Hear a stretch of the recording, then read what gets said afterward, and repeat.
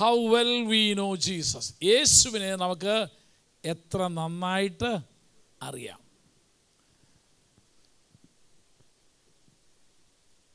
ഓരോ വ്യക്തികളെയും നമ്മൾ അറിയുന്നത് ഓരോ തലത്തിലാണ്, ഇല്ലേ? ആണ്. ഓരോ വ്യക്തികളെയും നമ്മൾ അറിയുന്ന ഓരോ തലത്തിലാണ്, അല്ലേ? നിങ്ങൾക്ക് എന്നെ പാസ്റ്ററായിട്ട് അറിയാം. പാസ്റ്ററായിട്ട് അറിഞ്ഞാൽ 2 വർഷമായിട്ട് അറിയുന്നവരുണ്ട്, 4 വർഷമായിട്ട് അറിയുന്നവരുണ്ട്, 20 വർഷമായിട്ട് അറിയുന്നവരുണ്ട്. ബ്രിജിത്ത് എത്ര വർഷമായിട്ട് അറിയാം? 30 വർഷമായിട്ട് ബ്രിജിത്തേക്ക് അറിയാം. ഒരു പാസ്റ്ററായിട്ട് കുറച്ചുകൂടെ കൂടുതൽ അറിയാം, കാരണം കുറച്ച് നാൾ ബ്രിജിത്ത് ഞങ്ങളുടെ കൂടെ ഉണ്ടായിരുന്നു. അതുകൊണ്ട് ലൈനലിനെ എന്നെ അറിയാം. എപ്പോൾ തൊട്ട്? ജനനം തൊട്ടറിയാം. ജനിച്ചപ്പം തൊട്ട് അവൻ എന്നെ കാണുന്നതാണ്. ഞാൻ ജനിച്ചപ്പോഴല്ല, അവൻ ജനിച്ചപ്പം തൊട്ട്. ആ അറിവിന് വേറെ വ്യത്യാസമുണ്ട്. എൻ്റെ കൂടെ പ്രവർത്തിക്കുന്ന ദൈവദാസന്മാരുണ്ട്. ശിവപാസ്റ്റർക്ക് എത്ര വർഷമായിട്ട് അറിയാം? 27 വർഷമായിട്ട് അറിയാം. അപ്പോൾ നമ്മളൊരു വ്യക്തിയെ അറിയുന്നത് ആ വ്യക്തിയോടുള്ള നമ്മുടെ ബന്ധം അനുസരിച്ച്, ആ വ്യക്തിയുമായുള്ള നമ്മുടെ ഇരിപ്പനുസരിച്ചാണ് നമ്മൾ അറിയുന്നത്. യേശുവിനെ നമുക്ക് എങ്ങനെ അറിയാം? യേശുവിനെ നമുക്ക് എത്രമാത്രം അറിയാം? അറിയേണ്ടവണ്ണം അവനെ ഇന്നും അറിഞ്ഞിട്ടുണ്ടോ? അപ്പോസ്തലനായ വിശുദ്ധ പൗലോസ് ഫിലിപ്പിയ സഭയ്ക്ക് ലേഖനം എഴുതുമ്പോൾ പറയുന്നു, എനിക്കൊരാഗ്രഹമുണ്ട്, എനിക്ക് കർത്താവിനെ കുറച്ചുകൂടെ ഒന്ന് അടുത്തറിഞ്ഞാൽ കൊള്ളാമെന്ന ആഗ്രഹമുണ്ട്. ഫിലിപ്പിയ ലേഖനം 3-ാം അധ്യായത്തിൻ്റെ 10-ാം വാക്യം. അവനിൽ ഇരിക്കേണ്ടതിനും അവൻ്റെ മരണത്തോട് അനുരൂപപ്പെട്ടിട്ട് അവനെയും അവൻ്റെ പുനരുത്ഥാനത്തിൻ്റെ ശക്തിയെയും അവൻ്റെ കഷ്ടാനുഭവങ്ങളുടെ കൂട്ടായ്മയെയും അനുഭവിച്ചറിയേണ്ടതിന് ഞാൻ ആഗ്രഹിക്കുന്നു. അതങ്ങനെ അങ്ങോട്ട് അവസാനിപ്പിക്കാൻ പോകുന്നത്. പൗലോസ് പറയാ, എനിക്ക് കർത്താവിനെ കുറിച്ച് കുറേയൊക്കെ അറിയാം. പൗലോസ് അപ്പോസ്തലനെ കുറിച്ച് പറഞ്ഞാൽ ദൈവമർമ്മങ്ങളുടെ ഗ്രഹവിചാരകൻ എന്നാണ് പൗലോസിനെ വിളിക്കുന്നത്. കാരണം വേറെ ആ ഒരു അപ്പോസ്തലനും ലഭിക്കാത്ത ആത്മീയ മർമ്മങ്ങളെക്കുറിച്ച് അറിവ് ലഭിച്ചൊരു മനുഷ്യനാണ്. പക്ഷേ ആ മനുഷ്യൻ പറയുകയാണ്, but I want to know more about, എനിക്ക് അവനെ കുറച്ചുകൂടെ ഒന്ന് അറിഞ്ഞാൽ കൊള്ളാമെന്നുണ്ട്. ഒന്ന്, അവനിലൊന്ന് ഇരിക്കാൻ ഞാൻ ആഗ്രഹിക്കുക. എന്നിട്ട് അവൻ്റെ മരണത്തോടൊന്ന് അനുരൂപപ്പെടണം എനിക്ക്. എന്ന് പറഞ്ഞാൽ കർത്താവ് ക്രൂശിൽ മരിക്കുമ്പോൾ കർത്താവിൻ്റെ മനസ്സിലുണ്ടായിരുന്ന, കർത്താവിൻ്റെ ശരീരത്തിലുണ്ടായിരുന്ന ആ വ്യഥകൾ, വേദനകൾ, ഇതൊക്കെ ഒന്ന് എനിക്കൊന്ന് അറിഞ്ഞാൽ കൊള്ളാമെന്ന് ഉണ്ട്. എന്നിട്ട് അടുത്തെന്ത് പറയുന്നേ? അവൻ്റെ മരണത്തോട് അനുരൂപപ്പെട്ടിട്ട് അവൻ്റെ പുനരുത്ഥാനത്തിൻ്റെ ശക്തി എനിക്കൊന്നറിയണം. എങ്ങനായിരുന്നു, അല്ലേ, മരിച്ച യേശു ഉയർത്തെഴുന്നേറ്റമെന്ന് എനിക്കൊന്ന് അറിഞ്ഞാൽ കൊള്ളാമെന്നുണ്ട്. ഭയങ്കര ആഗ്രഹമായിരുന്നു പൗലോസിൻ്റെ. എന്നിട്ട് അടുത്തെന്ത് പറയുന്നേ? അവൻ്റെ കഷ്ടാനുഭവങ്ങളുടെ കൂട്ടായ്മയും കൂടെ, അല്ലേ? ഓരോ കർത്താവ് അനുഭവിച്ച അടി കിട്ടിയപ്പം കർത്താവിന് എന്തോ ഫീൽ ചെയ്തേ? അവൻ്റെ മുഖത്ത് തുപ്പിയപ്പം കർത്താവിൻ്റെ ആ ഫീലിംഗ് എന്തുമായിരുന്നു? അവൻ്റെ രോമം പുഴുത് പറിച്ചപ്പോൾ കർത്താവിൻ്റെ മനസ്സിൽ എന്തായിരുന്നു ഉണ്ടായിരുന്നേ? അവനെ അടിച്ചപ്പോൾ അവൻ്റെ കഷ്ടാനുഭവങ്ങളുടെ അതൊന്ന്, അതിനകത്തൊരു പങ്കാളി എനിക്ക് ആവണമെന്ന് ആഗ്രഹമുണ്ട്. അപ്പോഴാണ് കർത്താവിനെ പൂർണ്ണമായിട്ട് നമുക്കറിയാൻ പറ്റുന്നത്. നമുക്ക് കഷ്ടമെന്ന് കേട്ടാൽ തന്നെ എന്താണെന്നറിയാമോ? ഞങ്ങൾ അനുഗ്രഹം പ്രാപിക്കാൻ വേണ്ടി വന്നവരാ, ഞങ്ങൾ കഷ്ടത അനുഭവിക്കാൻ വന്നവരല്ല. പൗലോസ് പറയുന്നത് ശ്രദ്ധിച്ച് നോക്കിക്കുക നിങ്ങൾ. ചുരുക്കി പറഞ്ഞാൽ, എനിക്ക് കർത്താവിനെ എല്ലാ വിധത്തിലും അറിയാൻ ഞാൻ ആഗ്രഹിക്കുന്നു എന്നാണ് പറഞ്ഞത്. ഞാൻ ഈ കഴിഞ്ഞ ദിവസം ഒരു ജയിൽ സൂപ്രണ്ടായിരുന്ന ഒരാളെ ഇൻ്റർവ്യൂ ചെയ്യുന്നത് കേട്ടു. അപ്പോൾ അദ്ദേഹത്തിൻ്റെ ഒരു വലിയ ആഗ്രഹമായിരുന്നു, അദ്ദേഹം ജയിലിൻ്റെയൊക്കെ അധികാരിയാണ്. അപ്പോൾ അദ്ദേഹം പറഞ്ഞു, എനിക്ക് ഒരു ജയിലിൽ കിടക്കുന്ന അനുഭവം എന്താണെന്നൊന്ന് എനിക്കറിയണമെന്ന് ആഗ്രഹം ഉണ്ടായിരുന്നു എന്ന് പറഞ്ഞു.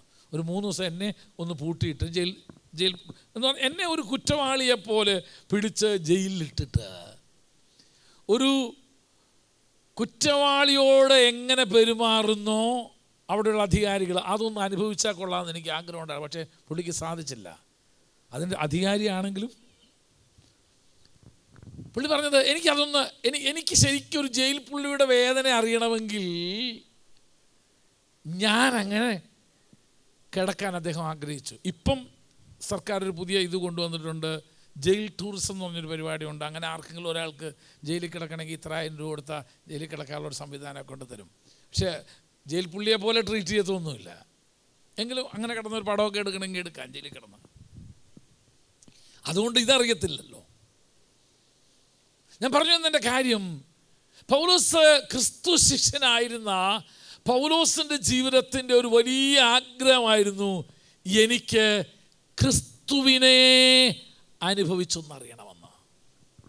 അപ്പം കർത്താവിനെ നമുക്ക് ഏതളവിൽ അറിയാമെന്നുള്ളതാണ് എൻ്റെ ചിന്താവിഷയം. എൻ്റെ ഭാഷയിൽ പറഞ്ഞാൽ, കർത്താവ് ജീവിച്ചിരുന്ന കാലത്ത് കർത്താവ് ആരാന്ന് ശരിക്കും മനസ്സിലാക്കിയത് കർത്താവിൻ്റെ ശിഷ്യന്മാരോ വേറെ ആരും ആയിരുന്നില്ല. ആരായിരുന്നെന്നറിയാമോ? ഭൂതങ്ങളായിരുന്നു. അശുദ്ധാത്മാക്കളാ. യേശു ആരാണെന്ന് ശരിക്ക് തിരിച്ചറിഞ്ഞത് ആരാന്നറിയാമോ? ഭൂതങ്ങളാ. നീ ദൈവപുത്രൻ എന്ന് പറഞ്ഞ് വണങ്ങുകയും വിറയ്ക്കുകയൊക്കെ ചെയ്ത മനുഷ്യരാണ്. കർത്താവിന് കൂടെ നടന്ന ശിഷ്യന്മാർക്കോ മറ്റാർക്കും അത് മനസ്സിലാക്കാനായിട്ട് സാധിച്ചില്ല. നമുക്ക് പലരുടെയും കൂടെ നടക്കാമെങ്കിലും നമുക്ക് അവരെ മനസ്സിലാവാറില്ല. ഉണ്ടോ? ഇല്ല. ഇവിടെ ഒരാൾ പറഞ്ഞു, 40 വർഷമായി പെണ്ണിൻ്റെ കൂടെ ഞാൻ ഇന്നും അവൾക്ക് എന്നെ എന്ത് ചെയ്തിട്ടില്ല, മനസ്സിലായിട്ടില്ലെന്നാണ് പറയുന്നത്. നേരെ തിരിച്ചും 40 വർഷമായി എന്ത് ചെയ്യുന്നു, കൂടെ ജീവിക്കുക, പക്ഷെ ഇപ്പോഴും അവൾക്ക് എന്നെ ഇല്ല. അങ്ങനെ പലപ്പോഴും തോന്നിയിട്ടില്ല. നിങ്ങൾക്ക് കൈയൊന്നും ഉയർത്തണ്ട. 2 കാരണങ്ങളല്ല, മനസ്സിലാകരുതെന്നുള്ള രീതിയിലാണല്ലോ നമ്മുടെ ജീവിതവും. 2, നമ്മളതിന് മെനക്കെട്ടിട്ടും ഇല്ല. അതുകൊണ്ട് ഞാൻ ആ ഭാഗത്തേക്ക് കയറുന്നില്ല. കർത്താവിനെ അറിയേണ്ടവണ്ണം അറിയാൻ നമുക്ക് കഴിഞ്ഞിട്ടുണ്ടോ? ഇന്ന് രാവിലെ സമയം ഈ ചോദ്യമാണ് ദൈവത്തിൻ്റെ ആത്മാവ് എന്നോട് ചോദിച്ചത്. Have you known Jesus the way he is? അവനായിരിക്കുന്നത് പോലെ യേശുവിനെ അറിയാൻ നമുക്ക് സാധിച്ചിട്ടുണ്ടോ? അറിയാതെ പോയ ഒത്തിരി ആളുകളുണ്ട്. യേശു ആരാന്നറിയാതെ പോയ, അറിയാഞ്ഞതിനാൽ അവനെ മിസ്ട്രീറ്റ് ചെയ്ത എന്ന് പറഞ്ഞാൽ അവനെ വേണ്ട രീതിയിലുള്ള ബഹുമാനം കൊടുക്കാതെ അവനെ നിന്ദിച്ച ഒത്തിരി ആളുകളുണ്ട്. ഈ ദിവസങ്ങളായിട്ട് എൻ്റെ പ്രാർത്ഥന, എൻ്റെ ആഗ്രഹം മുഴുവൻ, കർത്താവേ, അങ്ങേ അറിയേണ്ടവണ്ണം അറിയുവാൻ എൻ്റെ കണ്ണുകളെ ഒന്ന് പ്രകാശിപ്പിക്കണമേ. അങ്ങേ അറിയേണ്ടവണ്ണം അറിയുവാനായിട്ട്. നിർഭാഗ്യവശാൽ യേശു ജീവിച്ചിരുന്ന ആ കാലഘട്ടത്തിലല്ല ഞാനും നീയും ജീവിക്കുന്നത്. നമുക്കൊന്നും അവനെ ഒന്ന് തൊട്ടറിയാൻ നിവൃത്തിയൊന്നുമില്ല, കണ്ടറിയാനും നിവൃത്തിയില്ല. നമ്മളൊക്കെ കാണാതെ വിശ്വസിച്ചവരാ. യേശു ഇക്കാലത്തായിരുന്നു ജീവിച്ചിരുന്നതെങ്കിൽ അവനെ നമുക്കൊന്ന് തൊട്ടറിയാമായിരുന്നു. യോഹന്നാന്റെ സുവിശേഷം 4-ാം അധ്യായത്തിൽ നിങ്ങൾക്ക് ഒരു സ്ത്രീയെ കാണാം, ഒരു ശമര്യക്കാരി സ്ത്രീ. അവൾക്കും മനസ്സിലായില്ല തന്നോട് സംസാരിക്കുന്ന ഈ മനുഷ്യനാരാന്ന്. അവസാനം കർത്താവിന് പറയേണ്ടി വന്നു, കുഞ്ഞ്, നിങ്ങൾ പ്രതീക്ഷിക്കുന്ന മശിയ തന്നെയാണ് ഞാൻ. ആ സംസാരത്തിൻ്റെ ആരംഭത്തിൽ യേശു അവളോട് പറയുന്ന ഒരു വാചകമുണ്ട്. യോഹന്നാന്റെ സുവിശേഷം 4-ാം അധ്യായത്തിൻ്റെ 10-ാം വാക്യം.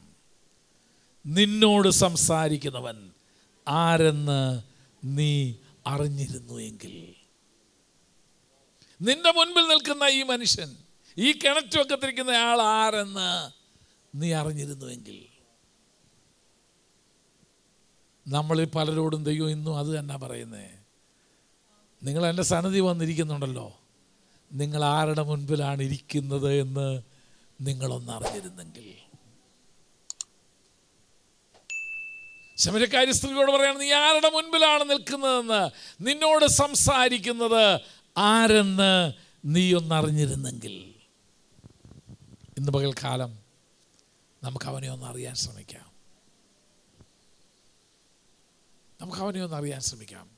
യേശുവിനെ പല അളവിൽ അറിഞ്ഞ മനുഷ്യരെക്കുറിച്ചാണ് നാം കഴിഞ്ഞ ആഴ്ച ചിന്തിക്കാനായിട്ട് ആരംഭിച്ചത്. ആട്ടിടയന്മാർ യേശുവിനെ അറിഞ്ഞത് എങ്ങനെയാണെന്ന് ഞാൻ പറഞ്ഞു. എങ്ങനെയാണ് അവരെ അറിഞ്ഞത്? രക്ഷിതാവായിട്ട്. മത്തായി ലൂക്കോസിന്റെ സുവിശേഷം 2-ാം അധ്യായത്തിന്റെ 11-ാം വാക്യത്തിൽ പറയുന്നു, നിങ്ങൾക്ക് വേണ്ടി ക്രിസ്തു എന്ന ഒരു രക്ഷിതാവ് ദാവീദിന്റെ പട്ടണത്തിൽ ജനിച്ചിരിക്കുന്നു. ആ ക്രിസ്തു എന്ന രക്ഷിതാവിനെ കാണാനാണ് ആട്ടിടയന്മാര് കാലിത്തൊഴുത്തിലേക്ക് പോയത്. അവർക്ക് യേശുവിനെ കുറിച്ചുള്ള ഏക അറിവ് ഇത്രയേ ഉള്ളൂ, അവൻ വാഗ്ദത്തം ചെയ്യപ്പെട്ട ഒരു യഹൂദൻ എന്നുള്ള രീതിയിൽ ആ വാക്കുകൾക്ക് വളരെ അർത്ഥമുണ്ട്. ക്രൈസ്റ്റ് ദ സേവിയർ, ക്രിസ്തു എന്ന രക്ഷിതാവ്. അത് കഴിഞ്ഞ് നമ്മൾ കാണുന്നത് മത്തായി സുവിശേഷം 2-ാം അധ്യായത്തിന്റെ 2-ാം അധ്യായത്തിൽ, ഇതാ കിഴക്ക് നിന്ന് ഒരു കൂട്ടം വിദ്വാൻമാർ വരുന്നു, അവർക്ക് ലഭിച്ചിരിക്കുന്ന അറിവ് യഹൂദന്മാരുടെ രാജാവായി പറന്നവനാ. യേശുവിനെ കുറിച്ച് അവർക്ക് ലഭിച്ച അറിവ് യഹൂദന്മാരുടെ രാജാവ്. അവൻ്റെ ജീവിതം കൊണ്ട് അവൻ അത് തെളിയിച്ചത് കൊണ്ടാണ് ഇവനെ പിടിച്ച് നമുക്ക് രാജാവാക്കാമെന്ന് യഹൂദന്മാർ ഒരു ദിവസം പറയുന്നത്. അവൻ്റെ മരണത്തോടുള്ള ബന്ധത്തിൽ പീലാത്തോസ് ചോദിക്കുന്നു, നീ യഹൂദന്മാരുടെ രാജാവാണോ? അവൻ്റെ ക്രൂശീകരണത്തിൻ്റെ മുമ്പ് അവിടെ എഴുതി വച്ചേക്കുന്നു, ഇവൻ യഹൂദന്മാരുടെ രാജാവ്. ചിലർക്കെല്ലാം അവൻ വെളിപ്പെട്ടത് രാജാവെന്നുള്ള രീതിയിലാണ്. മൂന്നാമതായിട്ട് നമ്മൾ ചിന്തിച്ചത്, അശുദ്ധാത്മാക്കൾക്ക് യേശുവിനെ കണ്ട ഉടനെ മനസ്സിലായി. ശിഷ്യന്മാർക്കൊന്നും കിട്ടാത്ത കാഴ്ചപ്പാട്. അശുദ്ധാത്മാവ് ബാധിച്ച് മനുഷ്യ മർക്കോസിൻ്റെ സുവിശേഷം 3-ാം അധ്യായത്തിൻ്റെ 11-ാം വാക്യത്തിലും മർക്കോസിൻ്റെ സുവിശേഷം 5-ാം അധ്യായത്തിൻ്റെ 6-7 വാക്യങ്ങൾ നിങ്ങൾ വായിച്ചു നോക്ക്. അശുദ്ധാത്മാവ് ബാധിച്ച മനുഷ്യൻ പറയാം, വായിച്ച്. ലൂക്കോസിലും ഉണ്ട്, മർക്കോസ് ഒന്ന് വായിച്ചു, അപ്പോൾ എളുപ്പമായിരിക്കും. മർക്കോസ് 3:11 വായിച്ചേൻ. അവിടെ നമ്മൾ വായിക്കുന്നത് എന്നാണെന്നറിയാമോ? അശുദ്ധാത്മാവ് ബാധിച്ച മനുഷ്യൻ പറയുന്നു, അശുദ്ധാത്മാക്കളും അവനെ കാണുമ്പോഴൊക്കെയും അവന്റെ മുൻപിൽ വീണ് നീ ദൈവപുത്രനെന്ന് നിലവിളിച്ച് പറയുന്നു. അശുദ്ധാത്മാക്കൾക്ക് യേശു ആരാന്നറിയായിരുന്നു. ഇനി അതിൻ്റെ 5-ാം അധ്യായത്തിന്റെ 6-7 വാക്യങ്ങള്, ദൂരത്തുനിന്ന് കണ്ടിട്ട് ഓടിച്ചെന്ന് അവനെ നമസ്കരിച്ചു. ആരാ? ലഗ്യോനായത്. ഓടിച്ചെന്ന് നമസ്കരിച്ചു. അവൻ ഉറക്കെ നിലവിളിച്ചു, യേശുവേ, യേശുവേ, മഹോന്നതനായ ദൈവത്തിന്റെ പുത്ര. യേശുവിനെ കുറിച്ച് അത്രയും വ്യക്തമായ സത്യമായ, അതായത് ഞാൻ കുറച്ചുകൂടെ പറയാം, സത്യമായ ഒരു കാഴ്ചപ്പാട് ആർക്കുണ്ടായിരുന്നു? ഭൂതഗ്രസ്തന് അഥവാ അശുദ്ധാത്മാവ് ബാധിച്ചവനുണ്ടായിരുന്നു. ഈയിടെ എന്നോട് ഒരാൾ ചോദിച്ചു, പാസ്റ്റർ, ഇവരൊക്കെ ഇത്രേ സത്യമായിട്ട് ഈ കാര്യങ്ങൾ പറയണമെങ്കിൽ നിശ്ചയമായിട്ടും അതിൻ്റെ പുറകിൽ എന്തെങ്കിലും ഒരു ദൈവാത്മ പ്രവൃത്തി കാണണ്ടേ? ആരെയും പേരും ഒന്നും ഞാൻ പറയുന്നില്ല. ഈയിടെ ടി വിയിൽ വന്ന ഒരു ക്ലിപ്പിംഗ് എടുത്ത് എനിക്ക് അയച്ചു എന്ന് വെച്ച് പറഞ്ഞു, പാസ്റ്ററെ നോക്കിക്കുക എത്ര കൃത്യമായിട്ടാണ് ഇതിങ്ങനെ പറഞ്ഞേക്കുന്നത്, അപ്പോൾ ഇത് സത്യമല്ലേ, ഇതൊക്കെ ശരിയല്ലേ, അല്ലാതെ എങ്ങനെ ഇത്ര കൃത്യമായിട്ട് ഇവർ പറയുന്നത്? ഞാൻ പറഞ്ഞു, അതിനൊരു ബുദ്ധിമുട്ടുമില്ല. സംഗതി ആള് ബോഷ്ക്ക് പറയുന്നവനോ അല്ല അപ്പനാണെങ്കിലും ഇടയ്ക്കൊക്കെ പുള്ളി സത്യം പറയാറുണ്ട്. ആര്? പിശാച് പറഞ്ഞ സത്യം ഒത്തിരി ഉണ്ട്. ഒന്ന്, യേശുവിനെ കുറിച്ച് അവൻ പറഞ്ഞത് 100% എന്തുമായിരുന്നു? സത്യമായിരുന്നു. യേശുവിനെ കുറിച്ച് മാത്രമല്ല അങ്ങനെ പറഞ്ഞിട്ടുള്ളത്, പൗലോസിനെ കുറിച്ച് പറഞ്ഞില്ലേ, ഇവർ അത്യുന്നതനായ ദൈവത്തിൻ്റെ ദാസന്മാർ, രക്ഷാമാർഗം നിങ്ങളോട് അറിയിക്കുന്നവർ തന്നെ. ഒരു ദിവസമല്ല, എത്ര ദിവസം പറഞ്ഞെന്നറിയാമോ? എന്നിട്ടും അവൻ്റെ വാക്ക് കേട്ടില്ല. അപ്പം അശുദ്ധാത്മാക്കളും സത്യമൊക്കെ പറയും. സത്യം പറഞ്ഞു എന്നുള്ളത് കൊണ്ട് അത് ദൈവാത്മാവിൽ അല്ല, പരിശുദ്ധാത്മാവിനാലുമല്ല. ഞാൻ മറുപടി അത് തന്നെ കൊടുത്തേ അദ്ദേഹത്തിന്. പുള്ളി പറഞ്ഞു, ഞാൻ അത്രയും ചിന്തിച്ചില്ല എന്ന് പറഞ്ഞു. ഞാൻ പറഞ്ഞു, നല്ല കാര്യം. പിശാച് സത്യമൊക്കെ പറയും. കർത്താവിനെ കുറിച്ച് പറഞ്ഞ ഏറ്റവും എൻ്റെ ഭാഷയിൽ പറഞ്ഞ പത്രോസിന് ഈ സത്യം വെളിപ്പെട്ട് കിട്ടുന്നതിനേക്കാൾ മുമ്പേ ആർക്ക് കിട്ടി? ഭൂതഗ്രസ്തന്മാർക്ക് കിട്ടി, ലഗ്യോന് കിട്ടി. അതിൻ്റെ വേറൊരു വേർഷൻ ആര് പറഞ്ഞത്? പൗലോസ് പറഞ്ഞത്. അപ്പോൾ പൗലോസ് പറഞ്ഞപ്പോൾ ദൈവം പറഞ്ഞു, എന്തുവാ ഇത്? ജഡരക്തങ്ങളെല്ലാം നിനക്ക് വെളിപ്പെടുത്തി തന്നത് സ്വർഗസ്ഥനായ എൻ്റെ പിതാവാ വെളിപ്പെടുത്തി തന്നത് എന്ന് പറയുന്നു. അതേ സത്യം തന്നെയാണ് ആരും പറഞ്ഞത്. പിശാച് സത്യമൊക്കെ പറയും. എന്തിനു വേണ്ടിയാ? കഴിയുമെങ്കിൽ വൃതന്മാരെ പോലും തെറ്റിക്കേണ്ടതിന്, നിന്നെ പിടിച്ച് അതിനകത്ത് കൊണ്ട് കുരുക്കാനായിട്ട് അർദ്ധസത്യങ്ങളൊക്കെ അവൻ പറയും. അപ്പം അക്കാലത്തെ ഭൂതഗ്രസ്തന്മാർ അല്ലെങ്കിൽ അശുദ്ധാത്മാവ് ബാധിച്ചവർക്ക് യേശുവിനെ കുറിച്ച് കിട്ടിയ അറിവ് എന്തുവായിരുന്നു? അവൻ അത്യുന്നതനായ ദൈവത്തിൻ്റെ പുത്രന്മാരെന്ന. നാലാമതൊരാളെ കൂടി നമ്മൾ കഴിഞ്ഞ പ്രാവശ്യം ചിന്തിക്കുകയുണ്ടായല്ലോ. അത് ആരായിരുന്നു എന്നറിയാമോ? ശതാധിപൻ യേശുവിനെ കുറിച്ച് പറയുന്ന ഒരു കാഴ്ചപ്പാടാണ്. ശതാധിപനെ സംബന്ധിച്ച് യേശു ദൈവപുത്രനാണോ എന്നൊന്നും താൻ പറയുന്നില്ല. അവൻ ഒരു കാര്യം പറയുന്നു, he's a man with authority. ഇവൻ അധികാരമുള്ളവനാ. ലൂക്കോസിന്റെ സുവിശേഷം 7-ാം അധ്യായത്തിൻ്റെ 7-ാം വാക്യം, മത്തായിയുടെ സുവിശേഷം 8-ാം അധ്യായത്തിൻ്റെ 8-ാം വാക്യം. വേറെ പുസ്തകത്തിലൊക്കെ ചില വാക്യങ്ങൾ വരുന്നത് വളരെ രസകരമായ രീതിയില്ല. എങ്ങനെയാണെങ്കിലും ഇതൊന്നും ആലോചിച്ച് പിടിച്ചൊന്നും അല്ലെങ്കിലും ചിലപ്പോൾ വരുന്നത് അങ്ങനെ. മത്തായി 7:7, ലൂക്കോസ് 8:8. വായിച്ചാട്ടെ 7:7. അതുകൊണ്ട് നിന്റെ അടുക്കൽ വരുവാൻ ഞാൻ യോഗ്യനെന്ന് എനിക്ക് തോന്നിയിട്ടില്ല. കാരണം നീ അധികാരമുള്ള ഒരുവനായതുകൊണ്ട്. ഒരു വാക്ക് കൽപ്പിച്ചാൽ എൻ്റെ ബാല്യക്കാരന് സൗഖ്യം വരും. കാരണം you are a man of authority. നീ അധികാരമുള്ള മനുഷ്യൻ. അവന് യേശുവിനെ കുറിച്ച് കിട്ടിയ കാഴ്ചപ്പാടെന്ന് പറയുന്നത് യേശു അധികാരമുള്ളവനാ. അവനൊരു വാക്ക് പറഞ്ഞാൽ അത് അതുപോലെ സംഭവിക്കും. അതുകൊണ്ട് അങ്ങ് എൻ്റെ പുരയ്ക്കകത്തൊന്നും വരണ്ട. അങ്ങ് ഇവിടെ നിന്നൊരു വാക്ക് കൽപ്പിച്ചാൽ അത് അതുപോലെ സംഭവിക്കും. യേശുവിനെ കുറിച്ചുള്ള ശതാധിപൻ്റെ കാഴ്ചപ്പാട്, ശതാധിപൻ്റെ അറിവതായിരുന്നു. അടുത്ത് നമുക്ക് നോക്കാം, യേശുവിൻ്റെ അമ്മ മറിയയ്ക്ക് യേശുവിനെ കുറിച്ചുള്ള കാഴ്ചപ്പാട് എന്തായിരുന്നു? ഞാനിതെല്ലാം പറയുന്നത് എന്തിനാണെന്നറിയാമോ? ഇതെല്ലാം കൂടെ ചേർന്നതായിരിക്കണം നമ്മുടെ കാഴ്ചപ്പാട്. അതിനു വേണ്ടി അത് പറഞ്ഞേ. ഇതെല്ലാം കൂടെ ചേർന്നതായിരിക്കണം. അപ്പോൾ ഓരോരുത്തർക്കും ലഭിച്ച കാഴ്ചപ്പാടുകൾ ഞാനിവിടെ വിശദീകരിക്കുക. യേശുവിൻ്റെ അമ്മയാകുന്ന മറിയയ്ക്ക് യേശുവിനെ കുറിച്ചുള്ള കാഴ്ചപ്പാട് എന്നാണെന്നറിയാമോ? ഒരു പ്രശ്നം അവൻ്റെ അടുക്ക കൊണ്ടു ചെന്നാൽ അത് പരിഹരിച്ചു തരുന്നവനാ. അവര് ആരെക്കൊണ്ടും പരിഹരിക്കാനാവാത്ത വിഷയത്തിന് യേശുവിന് പരിഹാരം തരാനായിട്ട് സാധിക്കും. സന്ദർഭം നമുക്കറിയാം. യോഹന്നാൻ്റെ സുവിശേഷം 2-ാം അധ്യായത്തിൽ കല്യാണ വിരുന്നിൽ പെട്ടെന്ന് വീഞ്ഞില്ലാതായി. ആര് വിചാരിച്ചാൽ ഇനിയിപ്പോൾ ഇവിടെ വീഞ്ഞുണ്ടാക്കാൻ കഴിയും? എളുപ്പമല്ല. അതും ഏറ്റവും നല്ല വീഞ്ഞുണ്ടാക്കണമെങ്കിൽ ഇറ്റ് വിൽ ടേക്ക് ഇയേഴ്സ്, വർഷങ്ങളോളം എടുക്കുന്ന ഒരു പ്രക്രിയ നടന്നെങ്കിലേ പറ്റത്തുള്ളൂ.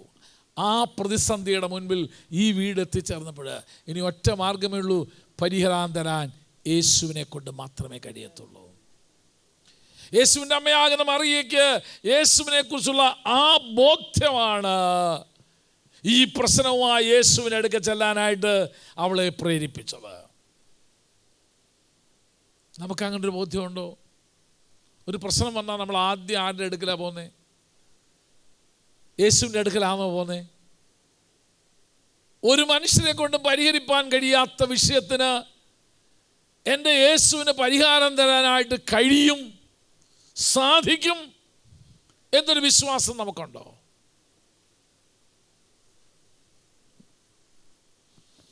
ആറാമത്തെ വ്യക്തിയെ ഞാൻ എടുക്കാൻ പോവുക. അത് ശമര്യക്കാരി സ്ത്രീയാ. യോഹന്നാൻ്റെ സുവിശേഷം 4-ാം അധ്യായത്തിൽ യേശുവായിട്ട് അവൾ അല്പസമയം, എത്ര മണിക്കൂർ സംസാരിച്ചെന്ന് എനിക്കറിയത്തില്ല. എന്തായാലും ചില മണിക്കൂറുകളുടെ സംസാരത്തിൽ യേശുവിനെ കുറിച്ചുള്ള അവളുടെ കാഴ്ചപ്പാടുകൾക്ക് ഒരു വ്യതിയാനം, പുരോഗമനം വന്നുകൊണ്ടിരിക്കുന്നു എന്ന് കാണാനായിട്ട്. നമ്മൾ എത്ര കൊല്ലമായി ഇതൊക്കെ കേൾക്കുന്നു, എന്നിട്ടും നമുക്ക് യേശുവിനെ കുറിച്ചുള്ള കാഴ്ചപ്പാടിലൊരു വളർച്ച വന്നിട്ടില്ല. നമ്മൾ രക്ഷിക്കപ്പെട്ട നാളുകളിൽ നമുക്കുണ്ടായിരുന്ന യേശുവിനെ കുറിച്ചുള്ള അറിവ് മാത്രമാണോ ഇപ്പോൾ നമുക്ക് വളർന്നിട്ടുണ്ടോ? ഞാനൊരു കാര്യം നിങ്ങളോട് പറയാം. നിങ്ങൾ കല്യാണം കഴിച്ച ദിവസം നിങ്ങൾക്ക് ഓർമ്മയുണ്ടല്ലോ? അതോ ഇനി അതും ഭർത്താവിനോട് ചോദിക്കണോ? ഭർത്താക്കന്മാർക്ക് ആ സാധനം ഓർമ്മയില്ലാത്ത ഭാര്യയോട് ചോദിച്ചാൽ അറിയത്തുള്ളൂ. അന്ന് നിങ്ങൾക്ക് നിങ്ങളുടെ ഭർത്താവിനെ കുറിച്ച് അറിയാവുന്നതാണോ ഇപ്പോൾ നിങ്ങൾക്ക് പറയാനുള്ളത്? ഒരിക്കലും ആയിരിക്കത്തില്ല. കഴിഞ്ഞ 20 വർഷത്തെ, 25 വർഷത്തെ, 30 വർഷത്തെ, 35 വർഷത്തെ ആ മനുഷ്യനോടുള്ള ജീവിതത്തിൽ നിന്ന് നിങ്ങൾക്ക് ആദ്യമുണ്ടായിരുന്ന അറിവിനേക്കാൾ എത്രയോ നിങ്ങൾ പുരോഗമിച്ച് കഴിഞ്ഞു. ചിലർ പറയായിരുന്നു ഇയാൾ ഈ ടൈപ്പായിരുന്നെങ്കിൽ ഞാൻ ഇയാളുടെ കൂടെ പോരത്തില്ലായിരുന്നെന്ന് പറയാം. അത് മനസ്സിലാക്കാൻ വൈകിയെന്നേ ഉള്ളൂ. കേട്ടിട്ടുണ്ട്, അങ്ങനെ എത്രയോ പേര് പറയുന്നത് ഞാൻ കേട്ടിട്ടുണ്ട്. ഇത് ഈ ടൈപ്പായിരുന്നെങ്കിൽ അന്ന് എനിക്ക് അറിയില്ലായിരുന്നു. അറിവുകൾക്ക് നമുക്ക് വളർച്ച വരാറുണ്ട്. ഞാൻ ചോദിക്കട്ടെ, കർത്താവുമായിട്ട് നമ്മുടെ ജീവിതം ആരംഭിച്ചിട്ട് എത്രയോ വർഷങ്ങളായി? കർത്താവുമായുള്ള നമ്മുടെ ജീവിതത്തിൽ കർത്താവിനെക്കുറിച്ചുള്ള നമ്മുടെ അറിവിൽ ഒരു വളർച്ച നമുക്ക് നേടിയിട്ടുണ്ടോ? നോക്കാം, അല്പമണിക്കൂർ നേരത്തെ സംസാരമാണ് ഈ ശമര്യക്കാരി സ്ത്രീക്ക് യേശുവുമായിട്ടുണ്ടായിരുന്നത്. അവളുടെ അറിവിന് വന്ന മാറ്റങ്ങൾ നമുക്കൊന്ന് ശ്രദ്ധിക്കാം. ഒന്ന്, യേശുവിനെ കണ്ട് ഉടനെ ചോദിക്കുന്നു, കുറച്ച് വെള്ളം കൊഴിയാൻ ചെന്നപ്പോൾ ഇവള് പറയുന്നതിന്, നീ ഒരു യഹൂദനായിരിക്കെ നിനക്കെങ്ങനെ ശമര്യക്കാരിയായി എന്നോട് വെള്ളം ചോദിക്കാനായിട്ട് കഴിയുന്നത്? യേശുവിനെ കേവലം ഒരു യഹൂദനായി മാത്രമായിരുന്നു ആദ്യം അവൾക്ക് ലഭിച്ച അറിവ്.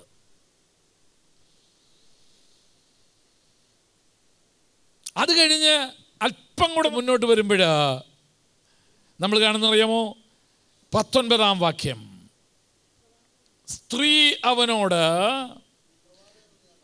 യജമാനനെ, അഭിസംബോധന രീതി മാറി ഇല്ലേ? ആണ്. ആദ്യത്തിൽ എന്തോ പറഞ്ഞേ? നീ ഒരു യഹൂദനായിരിക്കേ എങ്ങനെ ശമര്യക്കാരിയായി എന്നോട് വെള്ളം ചോദിക്കാനായിട്ട് കഴിയും? 19-ാം വാക്യത്തിൽ വരുമ്പോൾ കാണുന്നത് എന്നാണെന്നറിയാമോ? യജമാനനെ, നീ ഒരു പ്രവാചകൻ എന്ന് ഞാൻ കാണുന്നു. യേശുവിനെ കുറിച്ചുള്ള കാഴ്ചപ്പാടിന് അല്പം കൂടെ ഔന്നത്യം വന്നു. നമ്മളോടൊക്കെ സംസാരിക്കുമ്പോൾ നമുക്ക് മനസ്സിലാകും, എങ്ങനെയെങ്കിലും ഈ പാർട്ടി ഒഴിവാക്കിയാൽ മതി, അതല്ലേ തുടങ്ങിയത്. ഇയാൾ നല്ല മനുഷ്യനാണെന്ന് വിചാരിച്ചാൽ പിന്നെ ഇയാളുടെ നോട്ടവും പെരുമാറ്റവും ഒക്കെ കാണുമ്പോൾ നമുക്കൊന്ന് പതുക്കെ ഒന്ന് അകന്നാൽ കൊള്ളാം തോന്നുന്നു, അല്ലേ? ഞാൻ ആരെയും പേരൊന്നും പറയുന്നില്ല. അല്പനേരത്തെ സംസാരത്തിൽ നിന്ന് യേശുവിനെ കുറിച്ചുള്ള ഇവളുടെ കാഴ്ചപ്പാടുകൾക്ക്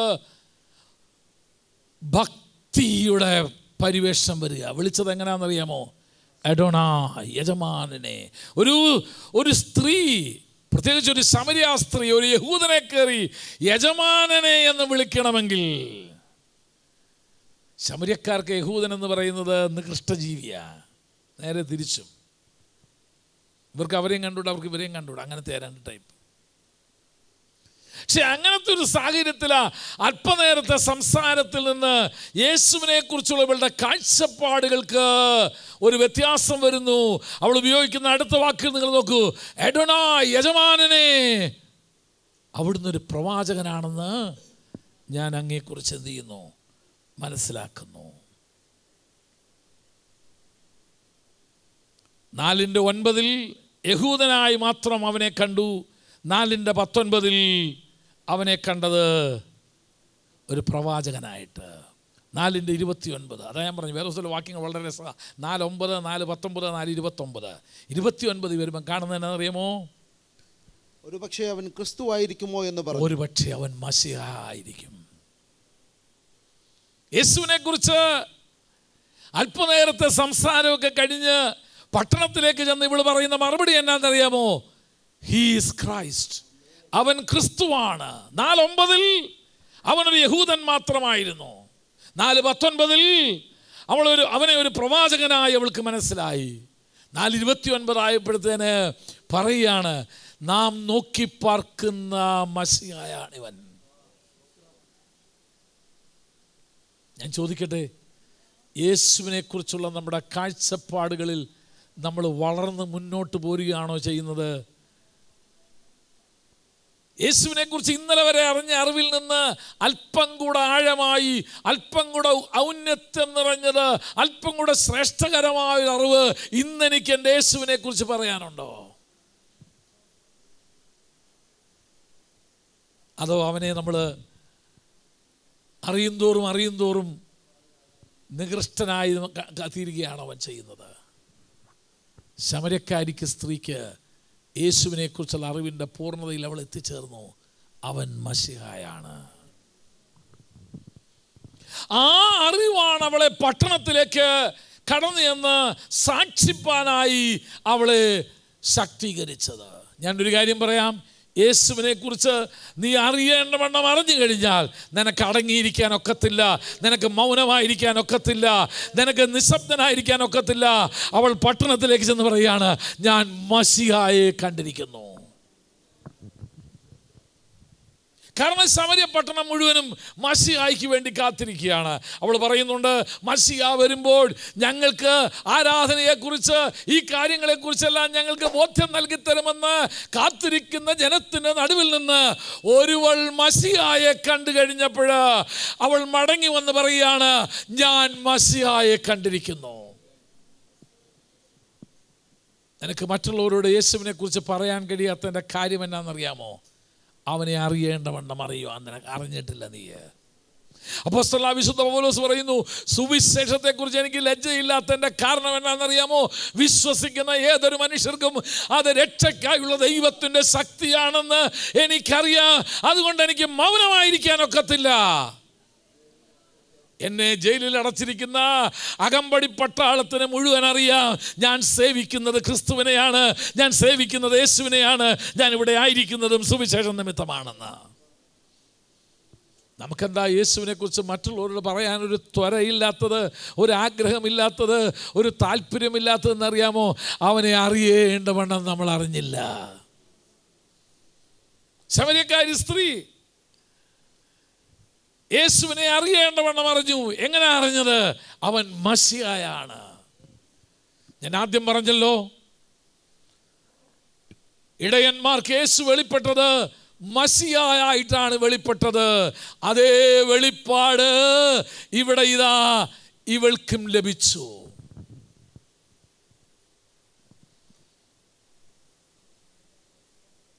അടുത്തൊരാളെ ഞാൻ എടുക്കാം. 9ാമത്തെ വെളിപ്പാടാണ്. യേശുവിൻ്റെ സമകാലീനന്മാരായിരിക്കുന്ന പലർക്കും യേശുവിനെ കുറിച്ചുള്ള അറിവുകൾ എന്തായിരുന്നു നമുക്ക് നോക്കാം. മത്തായി സുവിശേഷം 16-ാം അധ്യായത്തിൻ്റെ 14-ാം വാക്യം. യേശു ക്രിസ്തുവിൻ്റെ സമകാലീനന്മാർ യേശുവിനെ കുറിച്ച് പറയുന്ന കാഴ്ചപ്പാട് വായിച്ചോ. ചിലർ യോഹന്നാൻ സ്നാപകനെന്നും ചോദിച്ചു. യേശു ചോദിക്കുക, എന്നെ കുറിച്ച് ഇവരെന്നാ ധരിച്ചിരിക്കുന്നത്? എന്നാ ജനം എന്നെ കുറിച്ച് എന്നാ പറയുന്നത്? Contemporaries of Jesus. യേശുവിൻ്റെ സമകാലീനന്മാർ പറയുന്നു, എന്തുവാ ഇവനാരാ? ജനങ്ങൾ മനുഷ്യപുത്രനെ ആരെന്ന് പറയുന്നു എന്ന് ചോദിച്ചപ്പോഴാ ചിലർ യോഹന്നാൻ സ്നാപകനെന്നും. ഇവൻ യോഹന്നാൻ സ്നാപകനാ. മറ്റേത് പോയല്ലോ, ഹെരോദാവ് അവനെ പറയുന്നുണ്ട്, എടുത്തിട്ട് പറയുന്നുണ്ട്, ഹെരോദാവ് ചിരച്ഛേദം ചെയ്ത യോഹന്നാൻ ഉയർത്തെഴുന്നേറ്റവനാണ് യേശു എന്ന് പറയുന്നുമായിരുന്നു. ചിലർക്ക് യേശുവിനെ അവർ കണ്ടത് യോഹന്നാൻ സ്നാപകനായി മാറി എന്ന് പറഞ്ഞാൽ നീതിപ്രസംഗിയായ ഒരു മനുഷ്യൻ മാത്രം. അവനെ ദൈവപുത്രനായിട്ട് കാണാൻ പറ്റിയില്ല. ഇന്നുകൊണ്ട് ലോകത്തിൽ യേശുവിനെ കുറിച്ചുള്ള, ഞാൻ ഈ അടുത്ത കാലത്ത് ഒരു സഹോദരിയുടെ, ചെറിയ സഹോദരിയൊന്നുമല്ല, അതാ അതിനേക്കാൾ വലിയ സഹോദരിയെ ഇൻ്റർവ്യൂ ചെയ്തത് കണ്ടു. അവൾ പറഞ്ഞു, യേശു ദൈവത്തിനാണെന്ന് വിശ്വസിക്കുന്നുണ്ടോ എന്ന് ഇൻ്റർവ്യൂ ചെയ്ത ആൾ ചോദിച്ചു. ഇല്ല, അയാളൊരു നല്ല മനുഷ്യനായിരുന്നെന്ന് മാത്രമേ ഞാൻ വിശ്വസിക്കുന്നുള്ളൂ. ക്രിസ്ത്യാനി എല്ലാം കൂടെ അയാളെ ദൈവം ആക്കി വെച്ചേക്കുന്നത്. അയാളൊരു നല്ല മനുഷ്യൻ. എന്നിട്ട് പറഞ്ഞത് എന്നാണെന്നറിയോ? നമ്മുടെ ശ്രീനാരായണ ഗുരുവിനെ പോലെ അദ്ദേഹം ഒരു നല്ല മനുഷ്യൻ. ബുദ്ധിയില്ലാത്ത ഗലാത്യരെ നിങ്ങളെ ക്ഷുദ്രം ചെയ്ത് മയക്കിയതാർ എന്ന് ചോദിച്ചതുപോലെ അവരോട് ചോദിക്കേണ്ട ഗതികേടാ. ഇത് മനസ്സിലാകണമെങ്കിൽ ഒരു ദൈവിക വെളിപ്പാട് പ്രാപിച്ചെങ്കിലേ പറ്റത്തുള്ളൂ. എനിക്ക് വളരെ സങ്കടം തോന്നി. തിയോളജിയിൽ PhD ഉള്ള സഹോദരി, അവർ തിയോളജിയിൽ ഡോക്ടറേറ്റ് ഉണ്ട്. ഇത് പറയാനാ ഡോക്ടറേറ്റ് എടുത്തതെന്ന് വെച്ചാൽ ഇതിന് അവിടെ പോയി സമയം ചെലവഴിക്കേണ്ട വല്ല ആവശ്യമുണ്ടോ? അവനെ ദൈവപുത്രനെന്ന് മനസ്സിലാക്കാൻ കഴിയണമെങ്കിൽ ഒന്നെങ്കിൽ പിശാച് നിന്നെ കയറണം, അല്ലെങ്കിൽ പരിശുദ്ധാത്മാവ് നെൽ വസിക്കണം. ഇത് രണ്ടുണ്ടായാലും ഇത് സംഭവിക്കും. പിശാച് കയറിയാലും ദൈവപുത്രനാന്ന് പറയും. നമ്മൾ വായിച്ചില്ലോ ഇതിനകത്ത്, ദൈവാത്മാവിനാലും ദൈവത്തിൻ്റെ ആത്മാവിന്, അല്ലാതെ നിനക്ക് ബുദ്ധി കൊണ്ട് നടക്കാൻ പറ്റുന്നൊരു കാര്യമല്ല. ശ്രദ്ധിച്ചേ, മനസ്സിലാവാത്തത് ഇത്രയും അത്ഭുതങ്ങൾ യേശു ചെയ്തിട്ടും ഇവനെ യോഹന്നാൻ സ്നാപകനോട് തുലനം ചെയ്യാൻ മാത്രമേ അക്കാലഘട്ടത്തിലെ ജനത്തിന് കഴിഞ്ഞുള്ളൂ എന്ന് വെച്ച് കഴിഞ്ഞാൽ കഷ്ടമെന്നല്ലാതെ എന്ത് പറയാനാ? യേശു ചെയ്ത അത്ഭുതങ്ങളെ പോലെ ചെയ്തത് ആരുണ്ട്? അത്രയും അത്ഭുതങ്ങൾ അവരുടെ കണ്ണുൻ മുൻപിൽ ചെയ്തു കിട്ടിയിട്ടും അവരവനെ കണ്ടത് എന്നാണെന്നറിയാമോ? ഒരത്ഭുതവും ചെയ്യാത്ത യോഹന്നാൻ സ്നാപകനോട് തുല്യനായിട്ടാണ് കണ്ടത്. അത് വളരെ ശ്രദ്ധിക്കണം. യോഹന്നാൻ്റെ ജീവിതം നിങ്ങൾ പഠിച്ചു കഴിഞ്ഞാൽ വേദപുസ്തകം യോഹന്നാനെ കുറിച്ച് പറഞ്ഞാൽ അവൻ ഒരു അത്ഭുതവും ചെയ്തിട്ടില്ലെന്ന്. എന്നിട്ട് ഇവർ പറയുന്നത് എന്തുവാ? ഇവൻ യോഹന്നാൻ ഉയർത്തെഴുന്നേറ്റ് വന്നവനാണ്. അപ്പോൾ ഈ ചെയ്ത അത്ഭുതങ്ങൾ, യോഹന്നാനെ കുറിച്ച് വേദപുസ്തകം പറയുന്നത് അവൻ ഒരു അത്ഭുതവും ചെയ്തില്ലെന്നാ. ഒരു അത്ഭുതവും ചെയ്യാതെ ചരിത്രം സൃഷ്ടിച്ച മഹാനായി തീർന്ന ഒരു മനുഷ്യനാ യോഹന്നാൻ സ്നാപകൻ. അത്ഭുതങ്ങൾ ഇത്രയും കണ്ടിട്ട്, യോഹന്നാൻ്റെ ഭാഷ ഞാൻ കടമെടുത്ത് പറയാം, യേശു ചെയ്ത അത്ഭുതങ്ങളെക്കുറിച്ച് എഴുതാൻ തുടങ്ങിയാൽ പുസ്തകങ്ങൾ തന്നെ ലോകത്തിൽ തികയാതിരിക്കുമെങ്കിൽ, ഒതുക്കാൻ കഴിയാതിരിക്കുമെങ്കിൽ അത്രയും അത്ഭുതം ചെയ്തവനെ ഇവർക്ക് തുലനം ചെയ്യാൻ കഴിഞ്ഞത് യോഹന്നാൻ സ്നാപകനോട് മാത്രം. എത്ര അത്ഭുതങ്ങൾ കണ്ടിട്ടും അനുഭവിച്ചിട്ടും അവനെ കാണാൻ അവരുടെ കണ്ണ് എന്ത് ചെയ്തില്ലെന്നറിയാമോ? തുറന്നു കിട്ടിയില്ല. ചോദിക്കട്ടെ, കർത്താവ് എത്ര അത്ഭുതങ്ങൾ നിങ്ങളുടെയൊക്കെ ജീവിതത്തിൽ ചെയ്തു, നമ്മുടെയൊക്കെ ജീവിതത്തിൽ ചെയ്തു? ലോകത്തിൽ ആരും ചെയ്യാത്ത അത്ഭുതങ്ങളല്ലേ ചെയ്തേ? അത്രയും വലിയ അത്ഭുതങ്ങൾ ചെയ്തിട്ടും ഈ യേശുവിനെ ദൈവപുത്രനായി ആരാധ്യനായി നിനക്ക് കാണാൻ കഴിയാതെ, അവനെ ഒരത്ഭുതവും ചെയ്യാത്ത യേശുവിനോട് തുലനാക്കുന്നെങ്കിൽ എന്തോ ഒരു കഷ്ടമാ. ആ സഹോദരിയോടും എനിക്ക് അത് തന്നെ ചോദിക്കാനുള്ളൂ. ഒരത്ഭുതവും ചെയ്യാത്ത ശ്രീനാരായണ ഗുരുവിനോട് തുല്യനാണ് എൻ്റെ യേശു എന്ന് പറയുന്നെങ്കിൽ കഷ്ടമെന്നല്ലാതെ, ആത്മീയ കണ്ണുകൾക്ക് അന്ധത പിടിച്ചെന്നല്ലാതെ വേറൊന്നും പറയാനായിട്ടില്ല. ശ്രദ്ധിച്ചേ, ജനം പറയാ ഇവൻ ആരാ? യോഹന്നാൻ സ്നാപകൻ എന്നാ പറയുന്നേ അല്ലേ? ചിലർ ഇവനെ പറയുന്ന എനിക്കൊരിക്കലും മനസ്സിലാവുന്നില്ല എങ്ങനെ യേശുവിൻ്റെ ജീവിതത്തെ സ്നാപക യോഹന്നാൻ്റെ ജീവിതവുമായി തുലനം ചെയ്യാൻ കഴിയുമെന്ന്. നമ്മൾ പലരും അങ്ങനെ തന്നെ. ഒരിക്കലും. അതെന്താ കാരണം? യേശുവിൻ്റെ ജീവിതത്തെ ചൊവ്വേ നിനക്ക് അറിയത്തില്ല. യേശുവിനെ മനസ്സിലാക്കേണ്ടവണ്ണം മനസ്സിലാക്കിയിട്ടില്ല. വായിച്ചോടെ, തുടർന്നും വായിക്കാം. ചിലർ യോഹന്നാൻ സ്നാപകൻ, മറ്റു ചിലർ ഏലിയാവെന്നും, വേറെ ചിലർ പറയുന്നു ഇവൻ ഏലിയാവാണെന്ന്. പക്ഷേ ഇവൻ ദൈവപുത്രനെന്ന് കാണാനുള്ള കാഴ്ചപ്പാട് അപ്പോഴും ലഭിച്ചില്ല. ഏതാണ്ട് ഇവനൊരു വലിയ മനുഷ്യനാണ്, എന്തൊക്കെയോ അത്ഭുതങ്ങൾ ഇവൻ ചെയ്യുന്നുണ്ട്.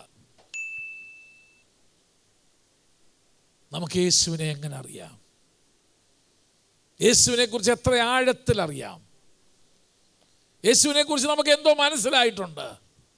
ഇങ്ങനെ കേവലം ചില വികലമായ സമ്പൂർണമല്ലാത്ത കുറച്ച് അറിവ് മാത്രം വെച്ചാണോ നമ്മൾ ജീവിക്കുന്നത്?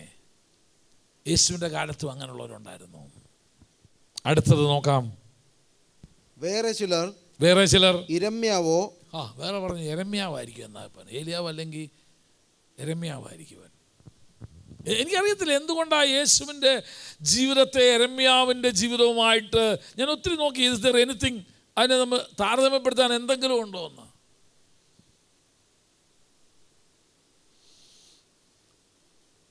നമുക്ക് ബർത്തിമായിയോട് ചോദിക്കാം. ബർത്തിമായി, നിനക്ക് യേശുവിനെ കുറിച്ച് എന്നാ പറയാനുള്ളേ? ആ സന്ദർഭം നിങ്ങൾ അറിയാമല്ലോ. വഴിയരികിരുന്ന് ഇരന്നുകൊണ്ടിരിക്കുന്ന ഒരു അന്ധനായ മനുഷ്യൻ. ജനം ഇങ്ങനെ പോകുന്ന കൂട്ടത്തിൽ ചോദിച്ചു, എന്നാ ഈ വലിയ ആരവം? അവരെന്തോ പറഞ്ഞു? നസ്രയനായ യേശു കടന്നു പോകുന്നെന്ന്. അങ്ങനെയാണെങ്കിൽ വിളിക്കേണ്ടത് എങ്ങനെ തന്നെയായിരുന്നു? നസ്രയനായ യേശുവേ എന്നാണ് വിളിക്കണ്ടേ. പക്ഷെ ഇവനെന്തോ വിളിച്ചത്? അപ്പോൾ അകത്തെന്തോ കിടപ്പുണ്ടായിരുന്നു.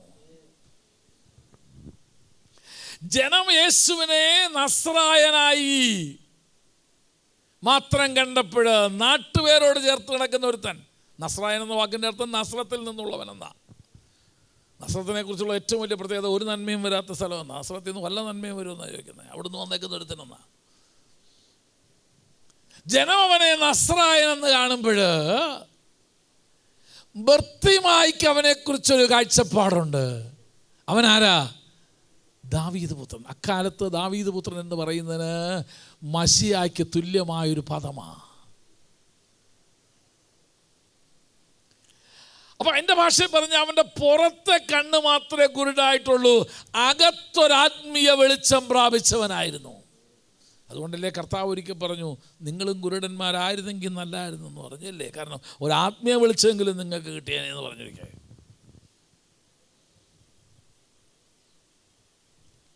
അപ്പൊ അന്ധനായ മനുഷ്യൻ യേശുവിനെ കുറിച്ച് അവന് ലഭിച്ച വെളിപ്പാട്, അവൻ മനസ്സിലാക്കിയവൻ എന്നാണെന്നറിയാമോ? ഇവൻ ദാവീദ് പുത്രൻ. അഥവാ ഞങ്ങൾ നോക്കി പാർത്തിരുന്ന, ഞങ്ങൾ പ്രതീക്ഷിച്ചു കൊണ്ടിരുന്ന, ഞങ്ങളെ വിടുവിക്കുവാൻ ശക്തനായ, ഞങ്ങൾക്ക് വേണ്ടി വാഗ്ദത്തം ചെയ്യപ്പെട്ട ദാവീദ് പുത്രനാണ് ഇവന്. കർത്താവ് നിൽക്കാൻ കാരണം അതാ. ആരും വിളിക്കാത്തൊരു പേര് ഇവൻ യേശുവിനെ അന്ന് വിളിച്ചത്. അവർ കേൾക്കുമ്പോൾ അറിയാം അല്ലേ? ഒരു കുറേ പാസ്റ്റർമാർ നിൽക്കുന്ന കൂട്ടത്തിൽ നിങ്ങൾ പാസ്റ്ററെ പാസ്റ്ററെ എന്ന് വിളിച്ചോന്ന് വിചാരിക്കുക, ഞാൻ തിരിഞ്ഞു നോക്കത്തൊന്നുമില്ല. എന്നാൽ ദാനിയ പാസ്റ്ററെ എന്ന് വിളിച്ചാലും ഞാൻ തിരിഞ്ഞു നോക്കത്തില്ല. കാരണം വേറെ എത്രയോ നാല് പാസ്റ്റർമാരവിടെ കാണും. എന്നാൽ എന്നെ വീട്ടിൽ മാത്രം എൻ്റെ സഹോദരന്മാർ വിളിക്കുന്നൊരു പേരുണ്ട്. അത് വിളിച്ചാൽ ഉടനെ ഞാൻ തിരിഞ്ഞു നോക്കത്. വേറെ ആർക്കും അറിയത്തില്ല ആ പേരെന്നാണ്. നിങ്ങളോടും പറയത്തില്ല. കാരണം നാളെ ചിലപ്പോൾ നിങ്ങൾ കയറി വിളിച്ചാലും. എന്നെ എൻ്റെ സഹോദരന്മാർ മാത്രം വിളിച്ചൊരു പേരുണ്ട്. അതെത്ര ആൾക്കൂട്ടത്തിൻ്റെ നടുവിൽ നിന്ന് ആ വിളി കേട്ടാൽ അതറിയാം, അത് എന്നെ മാത്രമായിട്ട് വിളിക്കുന്ന പേരാ. അതെന്നെ അറിയാവുന്ന ഒരുത്തൻ വിളിക്കുന്ന പേരാ. യേശു നിൽക്കാൻ കാരണം അതാ. ദാവീദ് പുത്ര എന്ന് വിളിച്ചപ്പോൾ, കാരണം ജനം മുഴുവൻ അവനെ വിളിക്കുന്ന നസ്രായനെന്ന്, ജനം മുഴുവൻ അവനെ വിളിക്കുന്ന മനുഷ്യപുത്രനെന്ന്. എന്നാൽ അവൻ ആരെന്ന് ഉള്ള അളവിൽ മനസ്സിലാക്കിയിട്ട്, അന്തസത്ത മനസ്സിലാക്കിയിട്ട്, അവനെ പൂർണ്ണമായ അളവിൽ മനസ്സിലാക്കിയിട്ട് ഒരു അന്ധൻ വിളിക്കുക, ദാവീദ് പുത്ര. നിങ്ങൾ വിചാരിക്കും നിങ്ങൾക്കൊരു വിളിപ്പേരുണ്ട് ഇല്ല? നല്ല പങ്കാളികൾക്ക് ഒരു ഒഫീഷ്യൽ നെയിമുണ്ട്, പിന്നെ ഒരു വിളിപ്പേരുണ്ട്. അമ്മ മാത്രം വിളിക്കുന്നൊരു പേര് കാണും. ഞാൻ ആരോടും ചോദിക്കുന്നില്ല. അത് നിങ്ങളെ അമ്മ മാത്രം വിളിക്കുന്നൊരു പേരാ. അല്ലെങ്കിൽ നിങ്ങളുടെ വീട്ടിൽ മാത്രം വിളിക്കുന്നൊരു പേരുണ്ട്. നിങ്ങളുടെ സഹോദരന്മാർ, നിങ്ങളുടെ സഹോദരിമാർ മാത്രം. അത് ആ പേരിന് ആ പേരിൻ്റെ സർക്കുലേഷൻ, ആ വ്യാപ്തി എന്ന് പറയുന്നത് വീടിനകത്ത് മാത്രമേ ഉള്ളൂ. ഒരാൾക്കൂട്ടത്തിൽ നിന്ന് ആ പേര് വിളിച്ചാൽ നിങ്ങൾ ഉടനെ റെസ്പോണ്ട് ചെയ്യും. കാരണം you know that it is you. അതറിയാതെ നിങ്ങൾ തന്നെ ആ പേര് വിളിക്കുന്നത്, നിങ്ങളെ തന്നെയാണ് വിളിക്കുന്നതെന്ന്. യേശു നിന്നതിൻ്റെ കാരണം അതാ. അവൻ ആരെന്നറിഞ്ഞ് വിളിച്ച ഒരു മനുഷ്യൻ. അവിടെ പറയുന്നു, അവൻ ഉടനെ അവിടെ നിന്നു. അവനെ വിളിപ്പാൻ പറഞ്ഞു. ഇതാരാടാ എൻ്റെ ഇത്രയും പേര് എന്നെ അറിയാവുന്ന ആരാ? എന്നെ ഇത്ര അടുത്തറിയാവുന്ന ആരാ? ചോദിക്കട്ടെ, നിനക്ക് യേശുവിനെ എങ്ങനെ അറിയാം? നസ്രായനായിട്ടാണോ നീ അവനെ അറിയുന്നത്? അതോ ദാവീദ് പുത്രനായിട്ട് നീ അവനെ അറിയുന്നുണ്ടോ? ദാനിയേൽ എന്ന് പറഞ്ഞാൽ ഒത്തിരി പേർക്ക് ആ പേര് കൊണ്ടറിയാം. പക്ഷെ അതിനേക്കാൾ അപ്പുറം എന്നെ എൻ്റെ കുടുംബത്തിൽ നിന്ന് വിളിക്കുന്ന ചിലരുണ്ട്. പീലാത്തോസിൻ്റെ ഭാര്യയ്ക്ക് യേശുവിനെ കുറിച്ചൊരു വെളിപ്പാടുണ്ടായിരുന്നു. അതെന്നാ? പീലാത്തോസിൻ്റെ ഭാര്യയ്ക്ക് യേശുവിനെ അറിയായിരുന്നു. മത്തായി സുവിശേഷം 27-ാം അധ്യായത്തിൻ്റെ 19-ാം വാക്യം. പറഞ്ഞോ, വായിച്ചായിട്ട്. മത്തായി 27:19. പീലാത്തോസിനോട് നോട്ട് കൊടുത്തയച്ചു ന്യായവിസ്താരത്തിൻ്റെ സമയത്ത്, നീ ആ നീതിമാൻ്റെ കാര്യത്തിൽ എന്ത് ചെയ്യരുത്. അവൾക്കൊരു അറിവുണ്ട്, ഇവൻ ആരാ? നീതിമാനാ. അവൾക്ക് ഇരിക്കുമ്പോൾ അവന്റെ ഭാര്യ ആളയച്ചു, ആ നീതിമാന്റെ കാര്യത്തിൽ ഇടപെടരുത്. നീ ആ നീതിമാന്റെ കാര്യത്തിൽ ഇടപെടരുത്. യേശുവിനെ കുറിച്ച് അവൾക്കുണ്ടായിരുന്ന കാഴ്ചപ്പാട്, അവനൊരു നീതിമാനാ. ദൈവപുത്രനെന്നൊന്നും അറിയത്തില്ല, പക്ഷെ ആളൊരു നീതിമാനാ. അതുകൊണ്ട് നീ എന്ത് ചെയ്യരുത്? ദയവ് ചെയ്ത് അവൻ്റെ കാര്യത്തിൽ ഇടപെടരുത്. കേട്ട പാതി കേൾക്കാത്ത പാതി കയ്യും കഴുകി അവനെ പറഞ്ഞയച്ചു ഈ നീതിമാൻ്റെ കുറിച്ച്. അതുകൊണ്ടാണ് പറയാൻ കാരണം അല്ലേ? അങ്ങനെ പിന്നെ പറയുന്നത് എന്തുവാ? ഈ നീതിമാൻ്റെ രക്തത്തിൽ എനിക്കിത് എവിടുന്ന് കിട്ടിയതാ? ഭാര്യ കൊടുത്തൊരു വെളിപ്പാടാ. അല്ലേ ഒരു കൈ നോക്കാമെന്ന് വിചാരിച്ചവനെ വിസ്തരിക്കാതിരുന്നതാ. വെളിപ്പാടുള്ള ഭാര്യമാർക്കായിട്ട് സ്തോത്രം ഇല്ലേ? നമ്മളത്തെ പൈപ്പിന് ആ പ്രശ്നമില്ല, ചിലയിടത്തൊക്കെ ഉണ്ട്. ഇന്ന് കമ്മിറ്റി 2 വാക്ക് പറഞ്ഞിട്ട് അപ്പോൾ ഉടനെ ഭാര്യ, നിങ്ങൾ ചുമ്മാ ആവശ്യമില്ലാത്ത ശാപം മേടിച്ച് വയ്ക്കാനായിട്ട് എന്ത് ചെയ്യരുത്, പോകരുത്. നിങ്ങൾ വെറുതെ വേണ്ടാത്തതെന്ന് പോലും മിണ്ടാതോടെ കുത്തിയിരുന്നോളെന്ന് പറയും. കാര്യം എന്നാ? വെളിപ്പാടുള്ള ഭാര്യമാരുള്ളവർക്കായിട്ട് സ്തോത്രം. ഇയാക്കോ ഇല്ല. എന്താ? ആർക്കെങ്കിലും വെളിപ്പാട് വേണം? ഒരു പ്രാർത്ഥിക്കുന്ന സ്ത്രീ വീട്ടിലുണ്ടെങ്കിൽ അത് ഏറ്റവും വലുതാണ്. ഒത്തിരി ശാപം അവൾ മൂലം ഒഴിവായി കിട്ടും. ദാവീദ് ഒരിക്കൽ ഇറങ്ങി 2 കൽപ്പിച്ച് ചെറുപ്പിച്ചില്ലേ, അവനെ കൊന്നേച്ച് അടങ്ങത്തുള്ളൂ. അപ്പോൾ ആര് വന്നു അവിടെ? അബീഗയിൽ വന്നു, പരിജ്ഞാനത്തോടെ ഇറങ്ങി വന്നു, പറഞ്ഞു അവൻ്റെ പേര് പോലെ തന്നെ ആൾ പൊട്ടനാ, ദൈവം ഒന്നും എന്ത് ചെയ്യരുത്, അങ്ങ് കാണിക്കരുതെന്ന് പറഞ്ഞ് പരിജ്ഞാനമുള്ള ദൈവദാസികൾക്ക് ആയ സ്തോത്രം.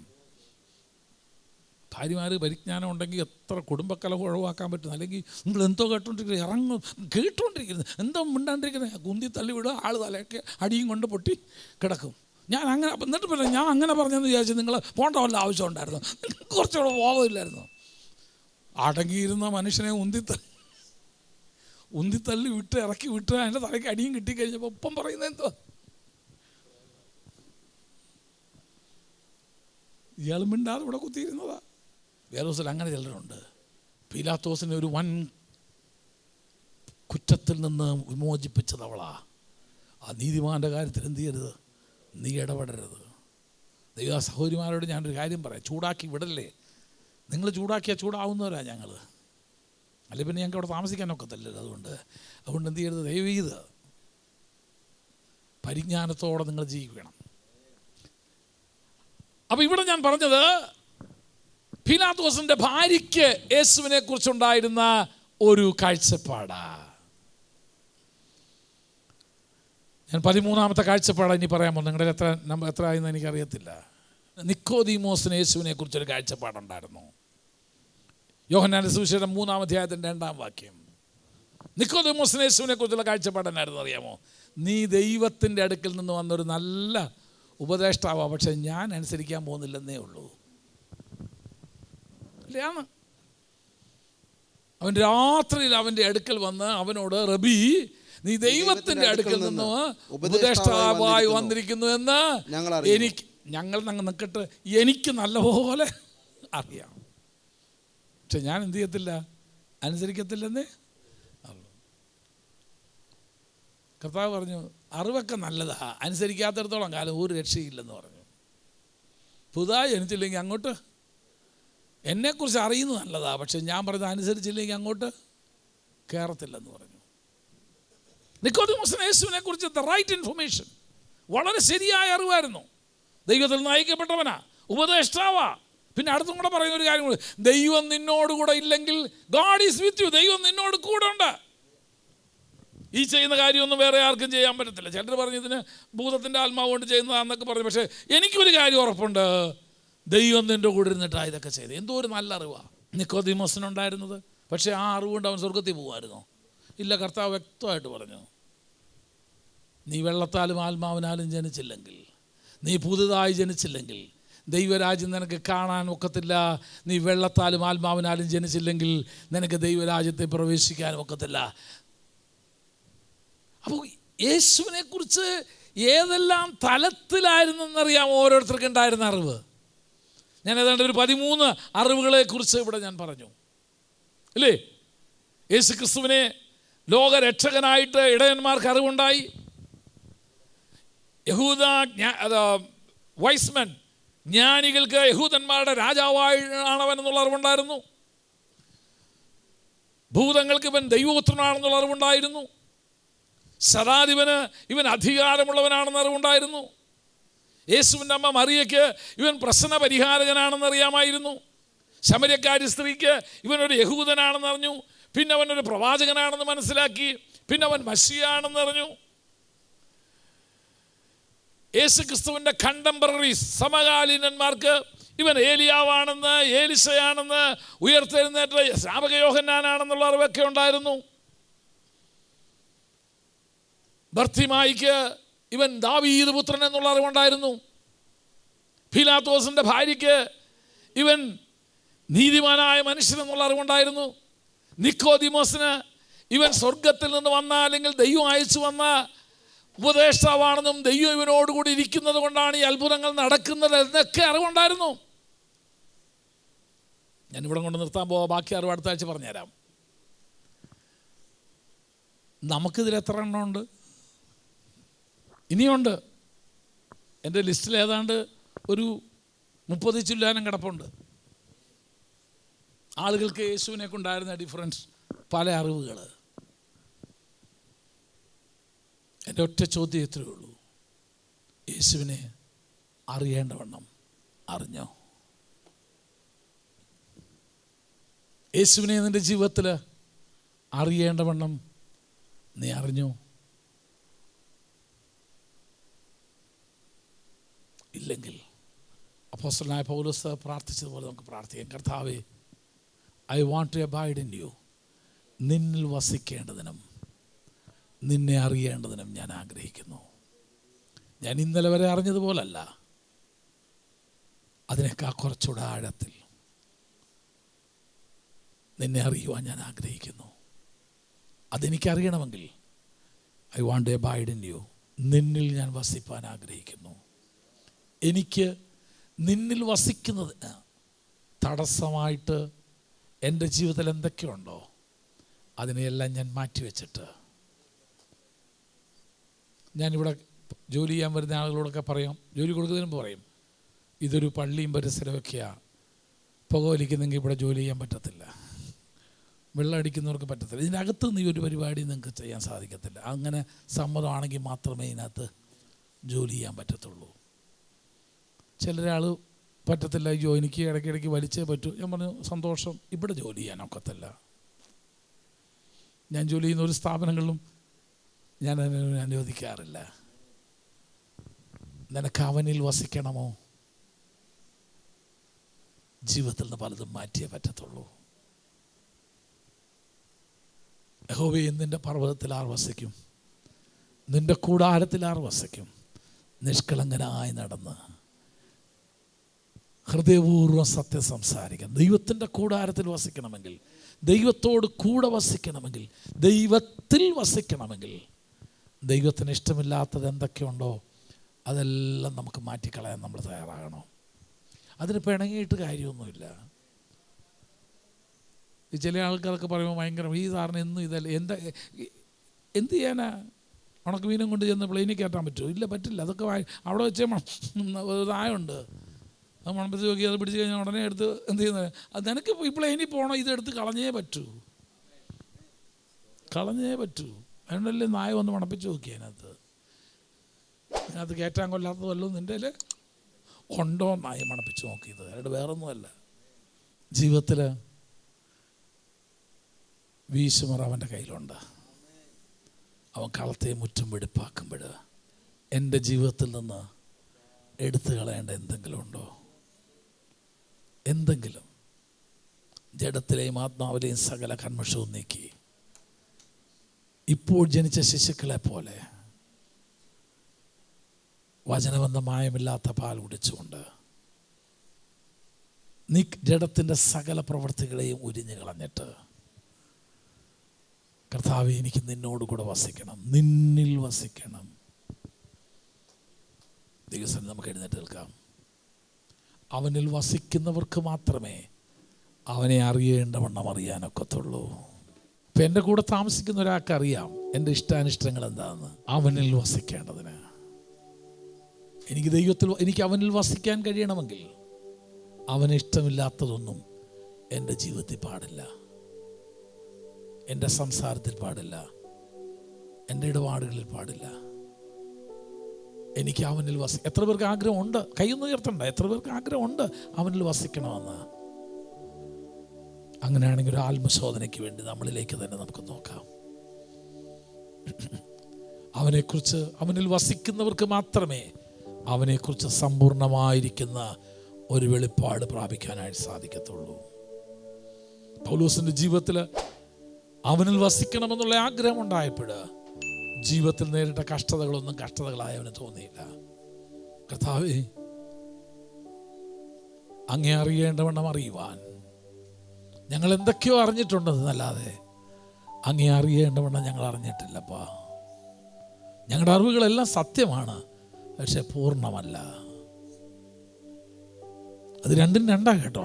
അറിഞ്ഞ കാര്യമൊക്കെ സത്യമാണ്, പക്ഷെ പൂർണ്ണമായിരുന്നില്ല. അവനെക്കുറിച്ച് പൂർണ്ണമായി അറിയുവാൻ, അവനിൽ വസിക്കുവാൻ ദൈവം നമ്മെ സഹായിക്കുമാറാകട്ടെ.